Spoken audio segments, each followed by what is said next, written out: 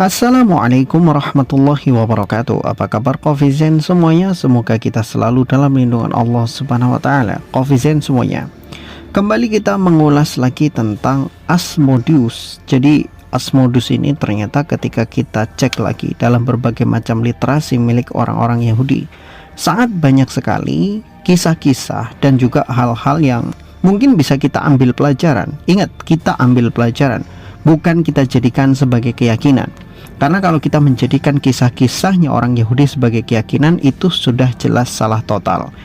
Yang kita jadikan di sini adalah rujukan untuk melihat bagaimana kisah-kisah masa lalu menjadi satu pelajaran bagi kita bersama. Entah itu kisah benar ataupun kisah salah. Seperti contoh aja, seperti kisahnya kancil yang mencuri ketimun dan lain sebagainya itu. Apakah kita ngomong itu kisah yang nyata? Kan tidak. Tetapi kita bisa mengambil pelajaran, kita bisa mengambil hal-hal positif dari kisah-kisah itu. Nah, Kofizen semuanya, negeri Sodom adalah negeri yang Allah Subhanahu wa taala hancurkan dengan perilaku mereka yang sudah melampaui batas. Di dalam Al-Qur'an, Allah Subhanahu wa taala menyebutkan bahwa ketika Nabi Lut alaihi salam menasehati kaumnya, "Apakah kalian wahai kaumku?" Kata Nabi Lut alaihissalam kepada kaumnya, "Wahai kalian, apakah kalian melakukan sesuatu yang tidak pernah dilakukan oleh orang-orang makhluk-makhluk sebelum kalian? Sungguh kalian adalah orang-orang yang melampaui batas. Kalian mendatangi atatuna rijala syahwatan min duni nisa." Jadi Nabi Lut alaihissalam menegaskan kepada kaumnya, kalian itu mendatangi laki-laki untuk melampiaskan nafsu kalian daripada mendatangi perempuan. Itu adalah sesuatu yang sungguh melampaui batas. Nah, Kofizen semuanya, perilakunya kaum Sodom yang melampiaskan nafsu mereka kepada sesama jenis mereka ternyata disebabkan oleh juga godaan-godaan daripada jin ataupun setan. Di dalam beberapa literasi-literasi yang dijelaskan oleh kisah-kisah Yahudi, salah satunya adalah di dalam kitab Tobit. Ya, kitab Tobit ini kita nggak akan pernah dapati di dalam rujukan Bible, tidak ada. Karena ini memang adalah rujukan dari kitabnya orang-orang Yahudi. Jadi hanya orang-orang Yahudi yang menggunakan kitab-kitab ini sebagai rujukan. Nah, di dalam kitab Tobit itu disebutkan tentang bagaimana cara Asmodeus menggunakan kekuatannya untuk menggoda manusia-manusia.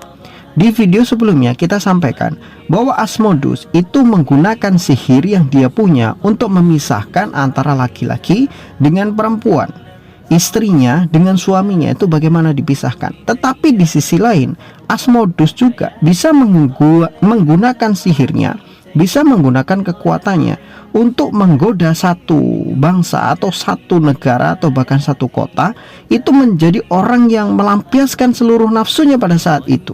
Karena memang kekuatan daripada Asmodeus adalah kekuatan nafsu. Dia yang mengendalikan nafsu.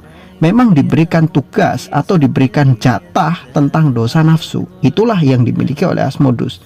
Nah, salah satu jebakan yang dilakukan oleh Asmodeus kepada bangsa Sodom, ketika bangsa Sodom mereka sudah terlalu banyak melakukan kejahatan dan terlalu banyak melampiaskan nafsu-nafsu mereka. Termasuk bagi mereka, perzinaan sudah biasa bagi mereka. Bukan hanya perzinaan, tetapi juga hubungan incest antara seorang anak dengan ayahnya atau kebalikannya, ibu dengan anaknya. Itu sudah lumrah dan sudah maklum di negeri Sodom. Sehingga ketika semua dosa-dosa nafsu itu sudah dikerjakan seluruhnya oleh mereka, mereka menginginkan sesuatu yang baru, sensasi yang baru daripada dosa-dosa. Bagaimana caranya melampiaskan nafsu yang berbeda dari biasanya? Maka pernah kita sampaikan, setan mendatangi orang-orang yang berkumpul di negeri Sodom. Dan orang-orang inilah awal mula daripada penyakitnya kaum Sodom bermula. Ada beberapa orang yang mereka sedang mengobrol tentang dosa yang dia lakukan. Dia mengatakan pada temannya, "Oh, saya sudah bosen nih.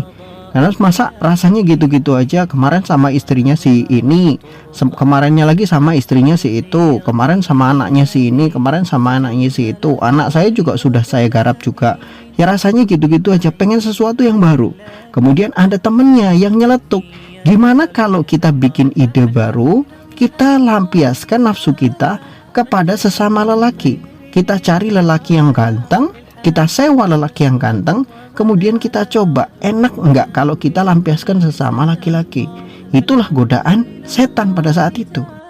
Nah, dalam penjelasan Islam ini disebutkan memang godaan setan inilah yang pertama kali membuat orang-orang Sodom kemudian menjadi orang yang menyimpang. Awalnya mereka iseng-iseng, coba-coba melampiaskan nafsu mereka kepada sesama laki-laki disebabkan karena mereka sudah bosan dengan perempuan, sehingga mereka butuh sensasi yang baru.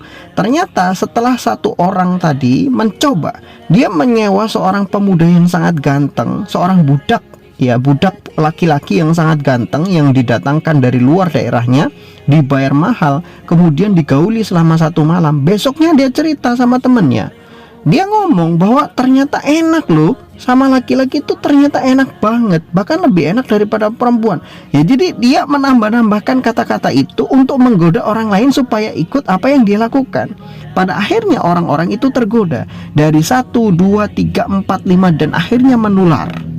Dan proses penularan ini sebetulnya kalau kita menggunakan ilmu psikologis, ya itu adalah hal yang pasti akan terjadi karena satu lingkungan akan terpengaruh dengan pergaulan yang ada di sekitar situ.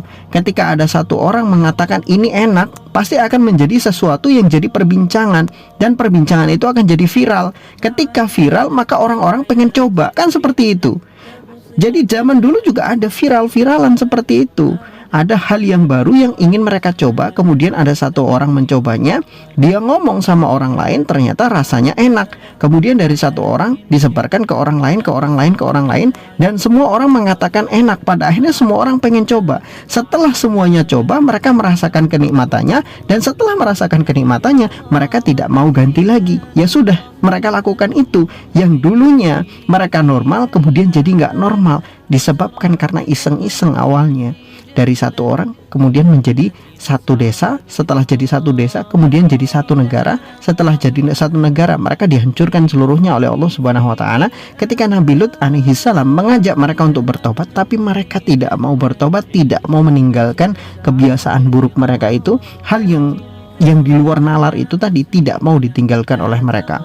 Makanya kasus-kasus, kalau kita berbicara tentang kasusnya, mengobati mereka itu sangat susah sekali, karena mereka menganggap diri mereka itu nggak gila. Mereka menganggap diri mereka itu orang yang waras, padahal mereka ini orang yang sedang sakit jiwa, ODGJ pada dasarnya.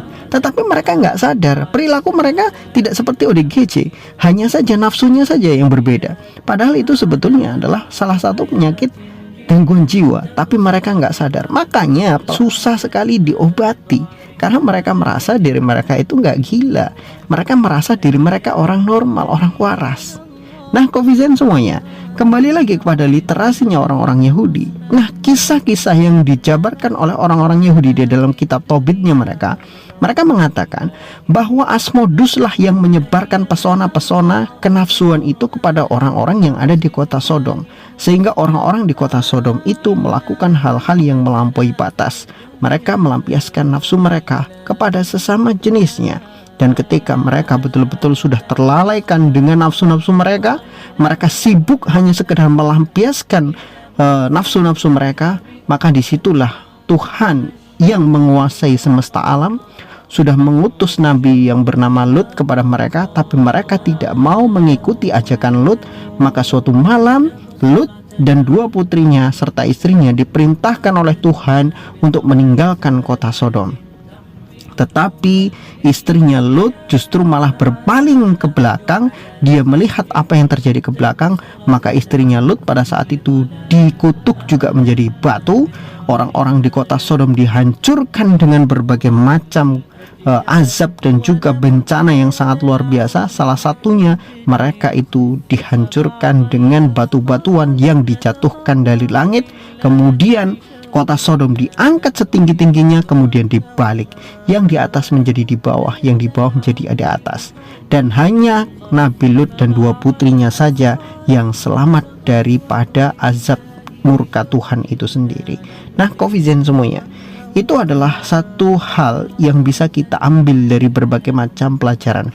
Artinya, di dalam Islam ataupun di dalam Yahudi ada persamaan tentang jin atau makhluk-makhluk yang mereka itu menggoda manusia. Jadi Jadi pada dasarnya baik Islam maupun Yahudi itu sama-sama mengakui atau sama-sama membenarkan bahwa godaan-godaan setan kepada manusia itu sangat kuat. Entah itu namanya di dalam ajaran Yahudi disebut Asmodus, di dalam Islam disebut sebagai jin korin ataupun jin yang memang tugasnya adalah membisikkan nafsu kepada manusia, tapi intinya adalah sama. Jin, setan itu akan terus menggoda manusia sampai manusia memelencengkan dirinya sendiri dari jalan Tuhan yang benar, termasuk agama-agama yang tidak lurus, agama-agama yang melenceng. Dulunya adalah agama yang lurus, tetapi karena setan yang membisikkan mereka, kemudian merayu manusia untuk merubah ajaran-ajaran itu, maka ajaran yang dulunya lurus menjadi tidak lurus.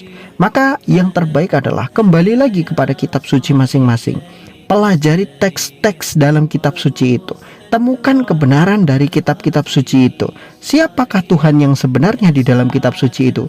Tentu kebanyakan agama, siapa yang disembah dengan siapa Tuhan sebenarnya di dalam kitab suci mereka, kebanyakan adalah sosok yang lain.